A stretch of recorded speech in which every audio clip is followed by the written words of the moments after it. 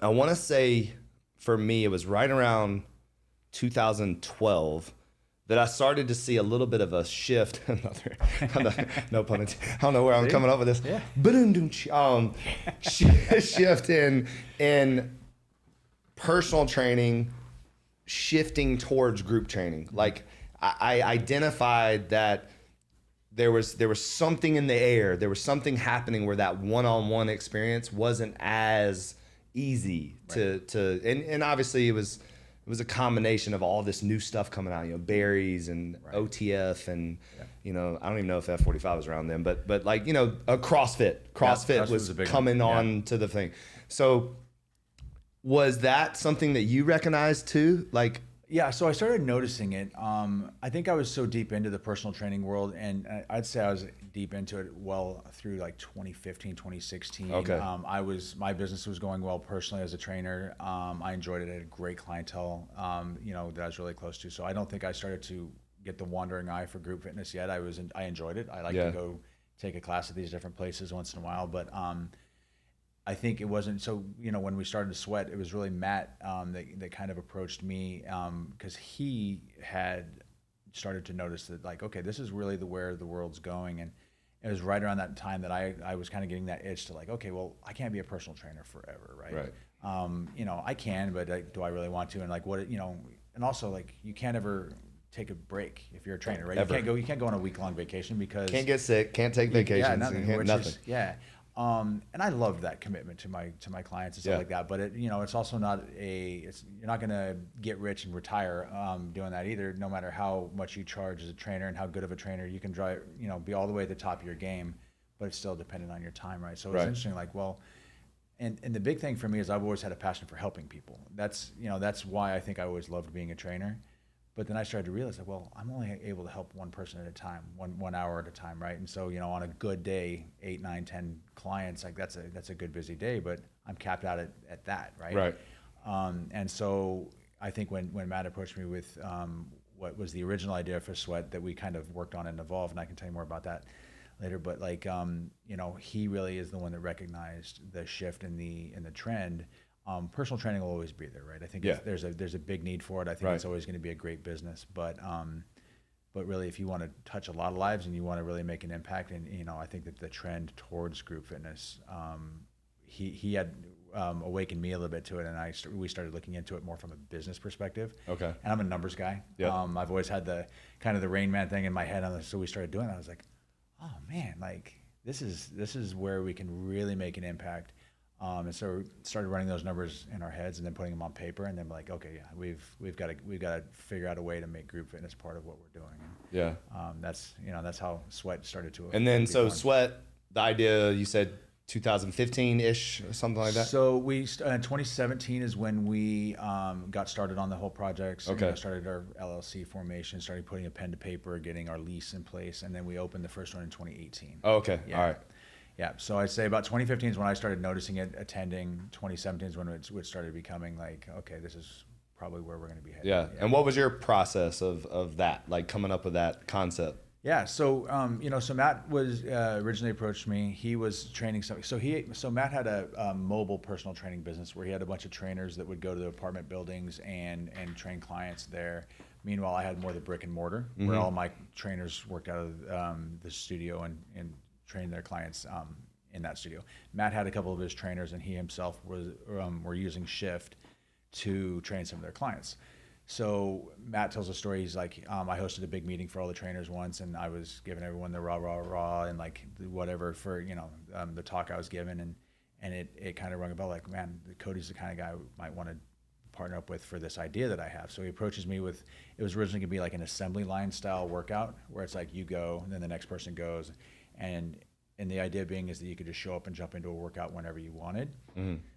We ended up tweaking it quite a bit to be what it is now because we realized that there needed to be a little bit more of a group type of setting. And if it's just you go and then I go, then there's really no partnership or camaraderie. But so we ended up, setting up where we have the two people all in the same station rotating. And so he approached me with that. And we ended up realizing also, like, how do you run a program like this without having to have 4, 5, 6 coaches on the floor running the whole thing. So that's where my technology background came in a little bit. So Yeah, he approached me with the idea, and then we started working through it, and literally putting tape on floors and measuring like how many people can fit, and like doing the whole thing. And then it was like 5 or 6 weeks before we actually opened that we actually started on the technology piece, which was very last minute. And hilarious story, we ended up getting like a guy that did menus for like like those digital menus instead of restaurants.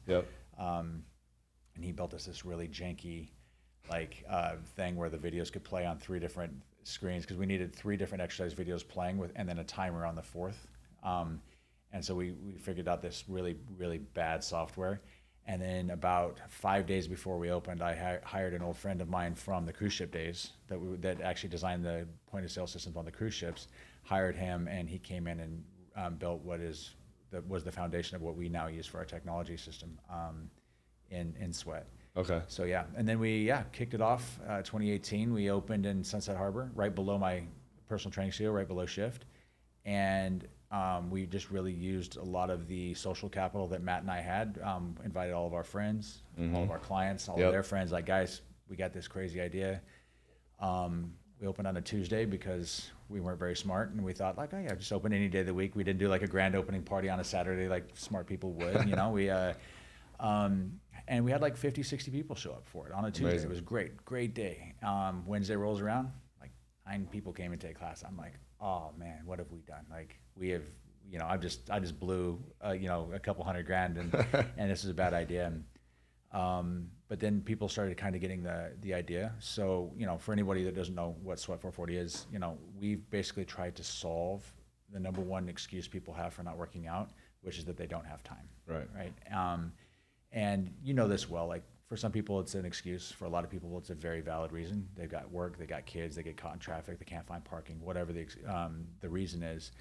If you go to your traditional like OTFs or berries and stuff like that, they start classes at 7 a.m. and then another one at 8:30 a.m. and stuff like that. So if you miss that class, you're probably going to get hit with a no-show fee, lose your spot in class, and then miss your workout. So it's the trifecta of bad luck. And so we wanted to come up with something a little bit more flexible and friendly to people's schedules, so that we have a rotating system where the classes start every 10 minutes, and it's only 40 minutes long, so you can fit it into the busiest lifestyle, and you just show up and jump into class whenever it suits you. And so going back to that grand opening story, or lack of a grand opening story, I guess. We opened, and then people really started to appreciate the flexibility that was providing their lives. And so within about 3 weeks, we started to notice like you couldn't even get into class on like a Saturday morning. So we actually were worried that we had overshot our landing and the convenience wasn't there because you couldn't get into class. Yeah. But good problem to have. It's like exactly. It's like a busy restaurant. People still wanted to come. And how many people can fit within the 10 minutes? So we have 2 different formats. We have a small studios do 6 people per 10 minutes. Okay. And our larger studios like Brickell and stuff like that, they do groups of 9 every 10 minutes. Okay. So that's that's either 36 people an hour or 54 people in an hour. So we have a pretty tremendous throughput capacity. Whereas if you take like a normal like Orange Theory, for example, they'll have at best capacity for maybe like 30 people. Some of their really big ones, maybe in New York, might have bigger, more capacity. Yeah. But so because of the rotating system, we have a lot of throughput capacity for people as well. So we don't ever run into inventory problems too often. Saturday morning, Sunday morning, sometimes you'll hit some peak hours where people will have to wait 10 minutes to get into class, maybe 20. But it's not the end of the world. Yeah, exactly. That's still not that big of a wait. Yeah. So it really took off, and we're actually opening number 23 tomorrow in Fort Lauderdale. Oh, amazing. Yeah, so that'll be a lot of fun. It's in Los Olas, okay, right up there next to the. Yeah, we just expanded our Fort Lauderdale location because it's such an amazing area. Yeah. Where are you at in Fort Lauderdale? So we are in 500 South Andrews Avenue. So when you come over that bridge, we're right on the corner. That's cool. And we started in July 2020. We opened July 2020. Actually opened 2 studios. Yeah, I July 2020. I remember you powering through. I was impressed. It was interesting. Yeah. And it was brutal in the beginning. Like both Pembroke Pines and Fort Lauderdale were because it was 2020. Right. Was really hard to get it going. But then like the second year, it just. Bam, like 2022 it just blew up. Yeah. And then it got to the point where it was like like we need to either expand or we're going to have to think about opening a second location. Like, was that kind of like that many people showing up? So Did you move spaces or just expanded the current so space? So what was really cool is that, so you just were in Wynwood. Yeah. So basically, like what I did, and I think you heard me say this when we were talking to Mariana Tech, is that originally I was going your route. Like originally, my whole concept was pit, partner interval training, 20 stations, 2 people at each station, 3,600 to 4,500 square foot facilities, and you do classes all day long, and that's the model, and you do 1,000 locations. That was kind of like where my head was at before the pandemic. Right. Then the pandemic hit, and I was like, all right, I got to shift. I don't like this anymore. I don't want to do it. And then there was a lot of reasons behind it. So then I immediately pivoted to full-scale gyms, like I did in Wynwood. And it was really because of the reaction that we got from Wynwood, from investors, from clients, like going from a no AC warehouse to what you just saw. I remember that one, yeah. It's a massively different situation. So people started to, even though I would say the warehouse was infamous and like kind of nostalgic and like, I mean, the amount of like professional athletes that were going in and out of there, it was definitely cool. And it was a great 13-year run. It was raw. It was great. Yeah, it was awesome. And, we loved it. But I think that in order to get the attention of like true real money investors and kind of like being able to scale it, you had to think beyond that. So that's where like the physical therapy, the cold plunging, the sauna, the smoothie bar, all that kind of came in, the open gym, and that kind of came into play. So when I opened Wynwood, I was like, okay. And it also like, you want to do something that you want to do. Like you want to do something that you enjoy. So walking into that place, I mean, you just like, it just feels good, So instead of walking into 120 degree, no AC, for doing that for 13 years. But you got to start somewhere. So when did you start the first one? November 2008. 2008 okay. Was the first time I opened. The way I keep pointing because it's literally right there. Because I remember when I was at me, it was like literally like 6 blocks down the road from exactly. You guys. Yeah, I remember that. So I opened that up, and I was basically, so I knew all about me, and I was basically trying to do what me was doing. Like it was supposed to be a personal training gym with me, 4 other trainers training clients. Right. That's what it was supposed to be. Right. And after a year and a half of going through 19 trainers, like literally 19 trainers, I kid you not, I was like, this isn't working. I was like, I could not find another trainer. I just could not find another. That like I was working from 5 in the morning until 10 at night. Like that 16 clients, bam, bam, bam. Like that was just what I did. Yeah.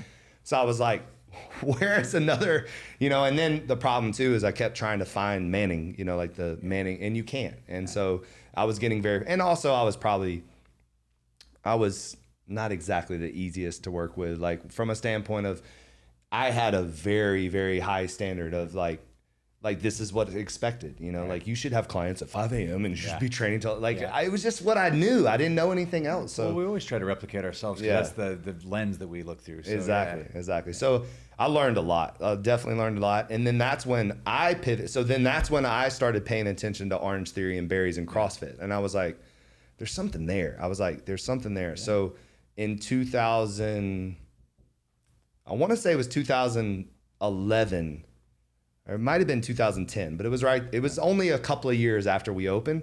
I started what we called back then Bootcamp. Right. And so instead of charging $200 an hour, we're charging $25 a head. Yeah. And we were doing it on Tuesdays and Thursdays at 5:30 p.m. And I kid you not, within like 2 months, we had like 100 people showing. Oh, yeah. And I was like, the light bulb goes off and you're like, oh, wait a minute, there's something to this. But then you get that feeling of like, okay, this is not responsible. It just looked like chaos. And so that's when I started pairing people up. Right. And so you turn 100 people into 50 people. Yeah. And then it was really cool because one day you're just sitting back and you're just you're the only coach and you're watching, and then you're watching people coach each other, and encouraging each other. And then you're like, and then you're literally not doing anything. You're just kind of playing DJ and watching. You're like, wait a minute, there's something to this, and then, and again, my story's really long, but, and then you start to, like you probably did too, is that you put pen to paper. You start saying, okay, let's let's remove this. Let's take this out. Okay, 1 minute stations didn't work. Let's try 2 minute stations. Okay, 15-second breaks wasn't long enough. So let's try 30 seconds, and you just start to like play this game with it and start to perfect it. And it took 6 years to figure it out, like to really have a system like SWEAT440, like Orange Theory, these systems. And then I told my idea I'll never forget, to a guy that owned 33 Planet Fitnesses. Wow. And he was a hedge fund guy, and he was loaded, just, driving, just loaded, And I told him my idea, and he's like, nope, it's not gonna work. And I was like, why? He's like, you care too much. He's like, you're actually trying to help people. It's only about numbers. You have to do it. And I was like, all right. And so I hung up the phone. He kind of like depressed me for about 30 seconds. And then I literally was like, oh, hell no. I was like, I'm doing this. Don't listen to that guy. Yeah. So then it like made me even more motivated to do it. So I stopped coaching and started pouring into the other people, the trainers, and teaching them the systems and stuff. Right. And then, and the rest is history. So that's awesome. But it's really cool. And then, so how many classes a day are you guys doing here now? So we typically do anywhere from 9 to 10 a day. Okay. So 4 to 5 in the morning, 4 to 5 at night. Okay. And then like, each location you start to feel out like, sometimes like an 8:30 a.m. is a hit. And then sometimes it's like so and then what's interesting, and I know you probably deal with this, different areas have you fill out their different demands. Yeah. So, for example, like we have a 5 a.m. class at Pembroke Pines, Kendall, and Fort Lauderdale, but 5 a.m. doesn't work in Coral Gables. Right. So our first class in Coral Gables is 6 a.m. 5 a.m. doesn't work in Wynwood. So our first class in Wynwood is at 5:45. So you just kind of make those small adjustments. But I'll say